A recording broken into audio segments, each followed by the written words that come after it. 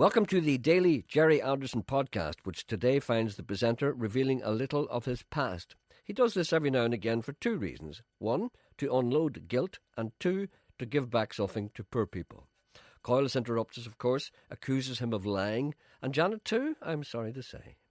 We were very poor people, much like yourself. We didn't have anything. But for some strange reason, we lived in a big house. Yes, we know that. No, but you see, in the centre of the city, and the landlord spent his entire life trying to get us out of it. Yes. Because we shouldn't have been there. And I don't know how we were there. We were paying rent, of course. We didn't belong to us.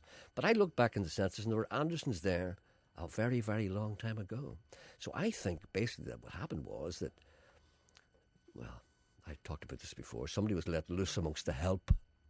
Do you understand what I'm saying? Right. I think we were a kind of a family that had means, because my granny used to do the silver service every afternoon at 4 o'clock.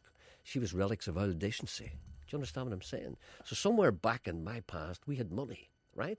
But then something happened. I think Catholics came in. You see, and then the whole thing went to pieces. But anyway, we were left in this house, and the fella tried to get us out. So we had no money at all. Like, we were very poor. But we had big, huge bedrooms. So my mother decided that she would take in what you used to call boarders or lodgers. And across our street, there was a factory which employed 1,500 women, half of which came from outlying districts, and half of which didn't want to go home every night because there were no dance halls in the outlying districts and no American and British sailors, you see. So what they wanted was some place to stay that wasn't too dear, that they could say, I can't be bogging home at night, it's far better for me to stay here because then I'm near my work. And they go to a dance every single night, go home with an American or a Dutch sailor. Never enter our house, I might add. Never, no hanky-panky. So we had girls and girls and girls, and that's why I am today. That's why I'm wrecked and ruined Then today. how come the sailor got into bed in your house? If there was no hanky-panky? I'm just waiting for this, okay? I'm waiting for this. I was waiting for you to ask me that. I'll get to this point. So whatever happened was that all these girls used to stay in this big room upstairs and about 8 beds in it. Okay? In one room? Yeah. It was like kind of a dormitory thing, but they loved it. I couldn't. It was a huge room. There's no way there's 8 beds in a house. Yes, it was a huge room. Janet says no. Janet says no. But she doesn't even know Not what 8 rooms, not 8 beds big, in one room. huge, big attic room. No, not Huge. 8 beds. I'm telling Were you. they wee single beds? Are they a settle bed or a single bed? Beds for 8 people. What, a double beds? 4 double beds, yeah. Oh, so now it's 4 double beds, so it's only 4 No, 8 beds. I mean, accommodation for 8 people. What do you want? Do you want me to sign a contract? Do you want me to kind of... No, but you said there were 8 beds. Well, I mean, eight beds, an Okay. 8-bedroom. Right, Okay. and you said this morning that you slept in each bed. Yeah. Well, See, whenever what about the factory girls? the girls went away then. You see, there was a downturn in whatever happened was that we stopped taking lodgers. I think he's making this up. I think you're making this up. We should go along. And I had all the beds, so I used to sleep in a different bed every night. I'm the same today, You wish. but for entirely other reasons. Here in the Northwest, things are not often what they seem. Entering certain fish and chip shops, it is necessary to order a single fish if one really wants 2. If a person wants 1 fish, he or she must order half a fish. Clear?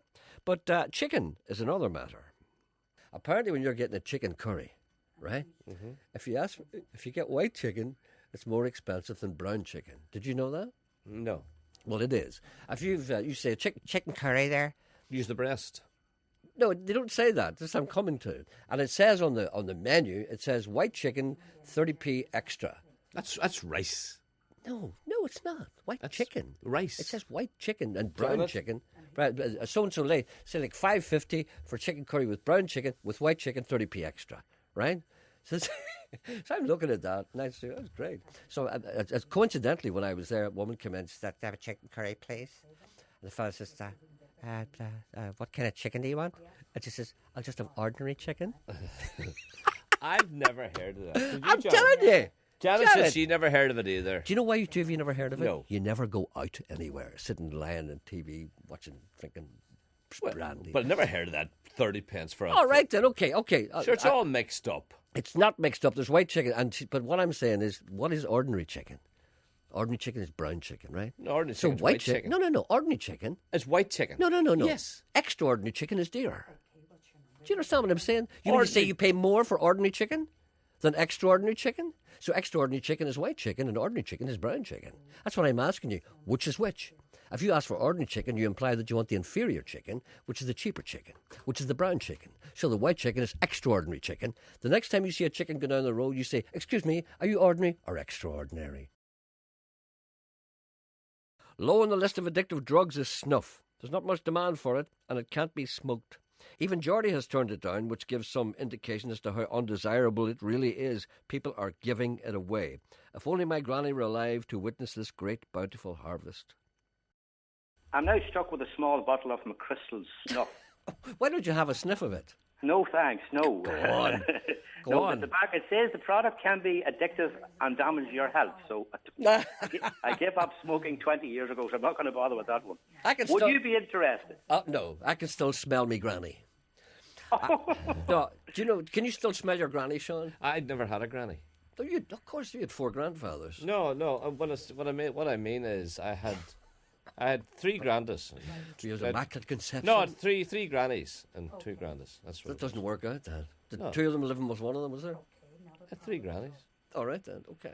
Well, anyway, Jerry. But they're all dead. You see, I never. They were all knew dead them. before you got at them. Yeah, You knew never had them. a granny that smelled of snuff. or a granda. No, That explains the way you are No, today. I never had. You're like a ship without a rudder. Never knew them. Although you have a rudder there, I don't like the look of it. One of the things that I think is important, that a person would have a granny that smelled of snuff. Now, my granny smelled of snuff, and I used to sit and talk to her, and she'd be going, and you'd smell it all around the place. And I loved the smell. Even now, I love the smell, but you don't smell it anymore.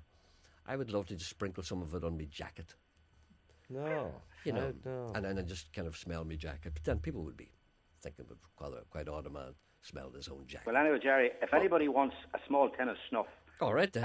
I would happily post it to them. Free of charge? Free of charge. Well, why doesn't Jordy take it?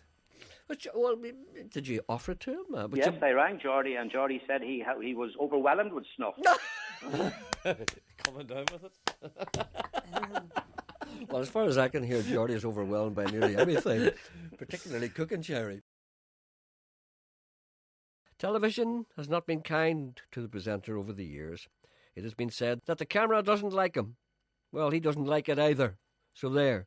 Television presenters use all kinds of little tricks to become liked by the listeners, foolish though they are. Sometimes they work, sometimes they don't. I watched Gabo last night. Gabo! I was talking to Brenton O'Carroll. Mrs. Brown, you've got a lovely daughter.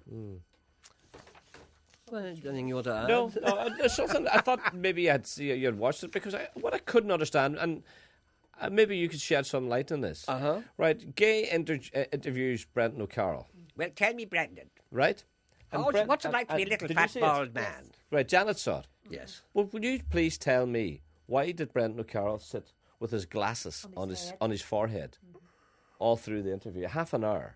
Because he probably thought it looked good. Yeah, was that deliberate? Yeah, well, you That's think what he I forgot think. about them? Yeah, but No, but can you imagine? No, but it annoyed me. It annoyed me. All right, but here's television, right? Janet says no. Brendan O'Carroll is a man who's used to television. Gabo knows all about television. I Yes. can't do Gabe. Go on. do It Gabe. doesn't matter anyway. Go on, do Gabe. Go on, interview me. I'm Brendan O'Carroll. Go on. But I can't. Go on, I go can't. on. Tell me, Brendan, tell me when you first became Mrs. Brown. That's very hard to describe now.